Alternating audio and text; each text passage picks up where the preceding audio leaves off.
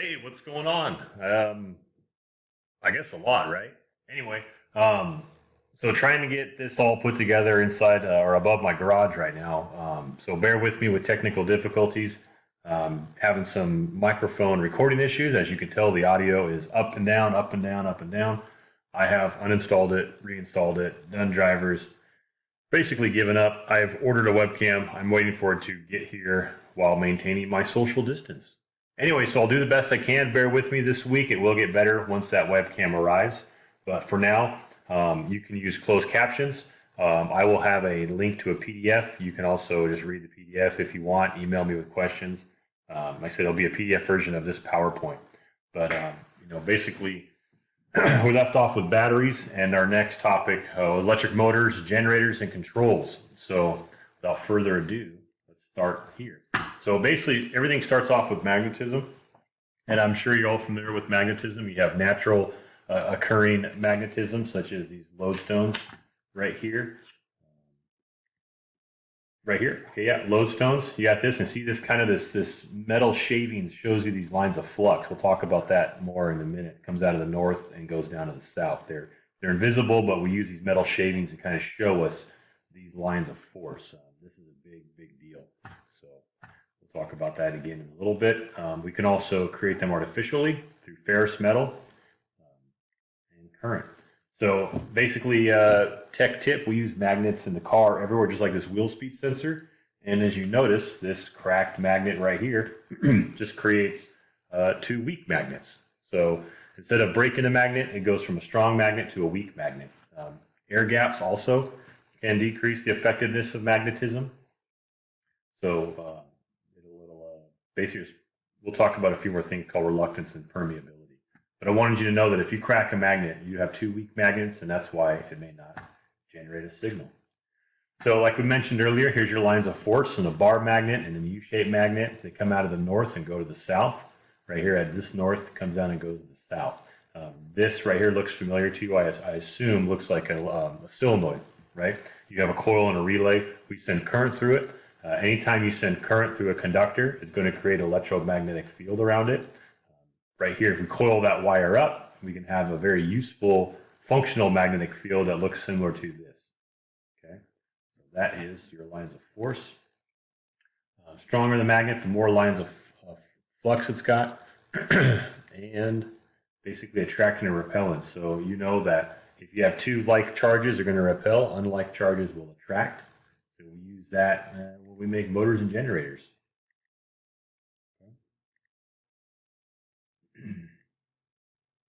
Permeability, like I mentioned before, basically magnetic flux cannot be insulated. We can't block it. Nothing we know can block magnetism.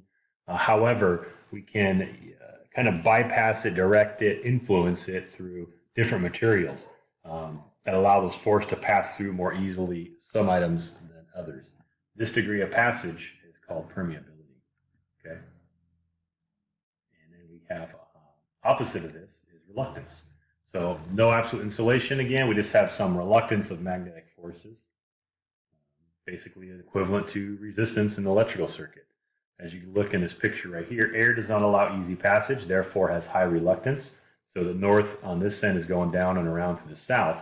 As it's coming over here, it's going to be easier to detour through the soft iron and then come back into the south of the pole right here. So air has the higher reluctance, less permeability. This soft iron has less reluctance, more permeability. So we're influencing these magnetic fields. Here's an indicator of electromagnetism. So I'm just kind of showing you how we went from a natural occurring magnetic lodestone to creating electromagnetism. And we can use either a lodestone like this picture here going in and out of this coil of wire. As this magnet is moving in and out, it's going to push those electrons in this copper wire forward and backwards according to this galvanometer, which is measuring current. You can see that moving back and forth as we move that magnetic field through. Those lines of flux go through the copper here. It pushes those electrons. Over here, if I send current through the wire, I can also create a magnetic field. And then also what's kind of cool is if I could take this electromagnetic field and run this coil through another coil, like over here, and I would create current in that coil also.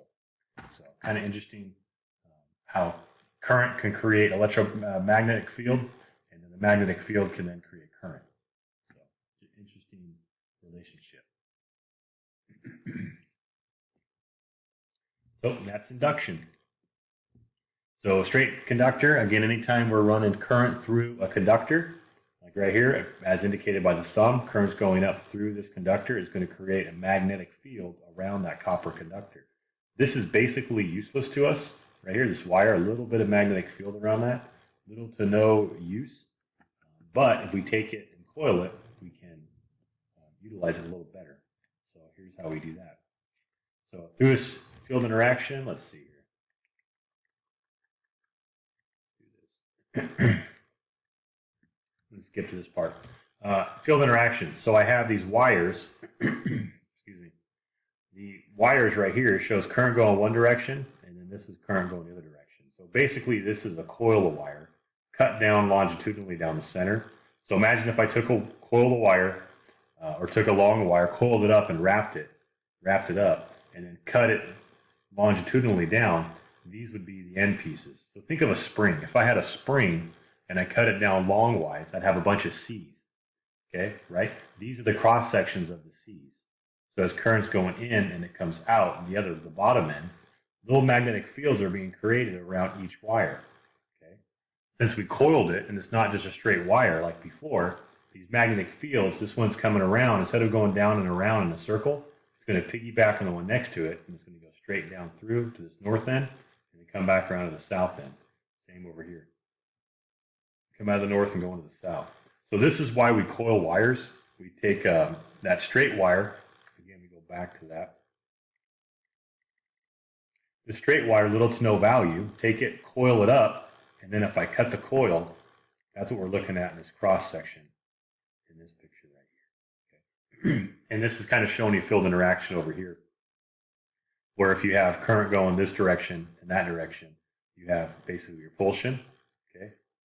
And then if you have unlike charges are going to attract. So right here, they're going, magnetic fields are going two different directions.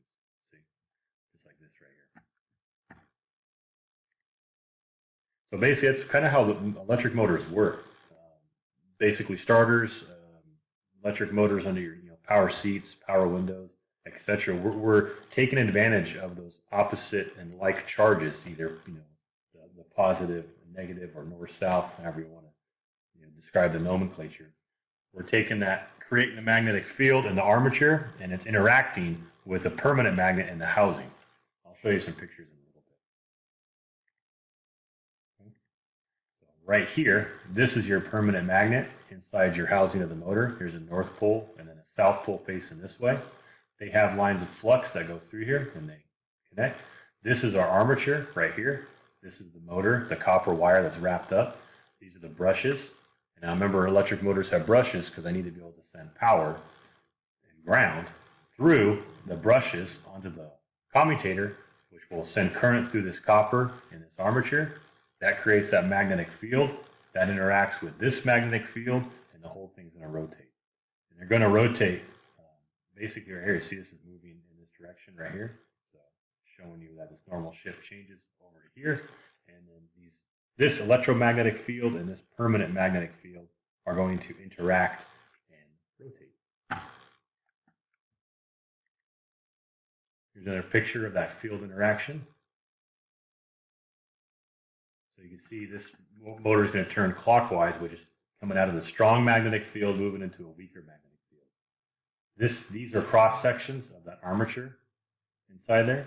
So current's going in one direction, and then this one's going a different direction.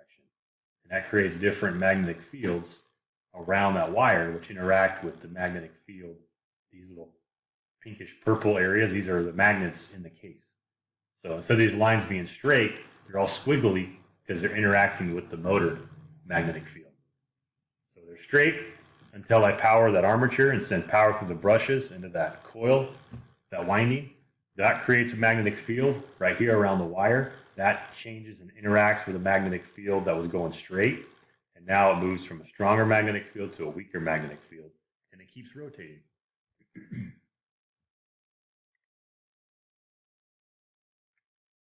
Basically, I talked about this part is induction.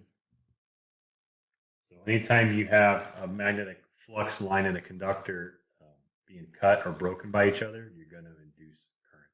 So you can either move the magnet or you can move the conductor. Or you can run AC current through a conductor, and that's going to induce current in a wire nearby. But something's got to move. Like I said, either the magnet, the conductor, or the charge. So again, AC current is going to have a positive, negative charge. That is the same as collapsing and building a magnetic field. So that's kind of how transformers work.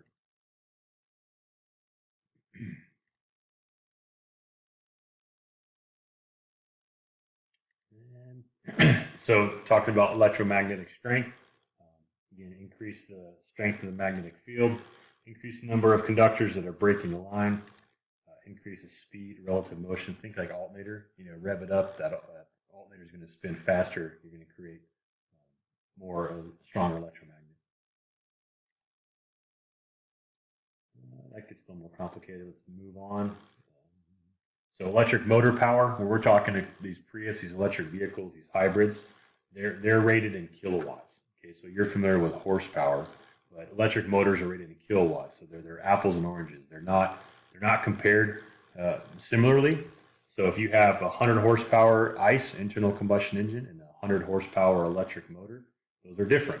Electric motor has to sustain that power, whereas if you think about a dyno on an internal combustion engine, all it has to do is hit that power, so not sustain it. It's a little bit different. Okay, basically, they're again measured in kilowatts and what's a watt. Amount of power needed to lift an object, weight 102 grams, a distance of 1 meter or 1 second. Yep, won't fix cars knowing that, but there it is. And then 1 horsepower is equal to about, it's equivalent, close to 746 watts. So a 15 kW 1,000 watt electric motor produces 20 horsepower. That's your typical Honda IMA motor. Think about that white Civic we have. That IMA is about a 20 horsepower electric motor. Now, again, that 20 horsepower is not equivalent to 20 horsepower internal combustion engine. They are rated differently. And again, 20 horsepower on an IM motor is pretty good. That's equivalent to a VTEC sticker. So, pretty good upgrade. Here's a picture of a DC motor, again with brushes, trying to talk about or show you a picture of what we were talking about earlier. This is the rotor of the electric motor, or known as an armature. This commutator right here, these segmented commutators, each one of these little sections right here connects to a copper wire that comes up through the armature, goes around and around, and comes back down the other side. So basically what happens is, as you power through this brush and send current into this armature, and it builds a magnetic field in here, and comes out this other side, it's going to interact with the permanent magnets, like we looked at earlier, and this thing's going to rotate. When it rotates, this brush goes to the next segment, and it's going to keep rotating. So think of it like a carrot on a stick. You're trying to chase it, but you're just never going to get it. So as this motor turns, the magnetic fields can't lock up, and it keeps turning. So if you want to change the speed, you got to change your voltage. And if you want to change your torque, you got to change the current. So that's how we control those. Again, the disadvantage is brush wears out. There's a spring right here that's pushing on the back of the brush. As it's wearing out right here, that brush gets smaller. That spring tension gets weaker, and eventually it doesn't make contact. That's why if you ever heard that old saying, if the alternator or starter is not working, you hit it with a hammer and it works. Well, that's what you're doing. You're kind of jiggling these brushes right here, so they can make contact with that commutator, which will send current through the armature, which builds a magnetic field that interacts with the permanent magnets in the case. Oi! I'll show you a video in the next section. Okay, so basically that's it for this first section. Stay tuned for part 2.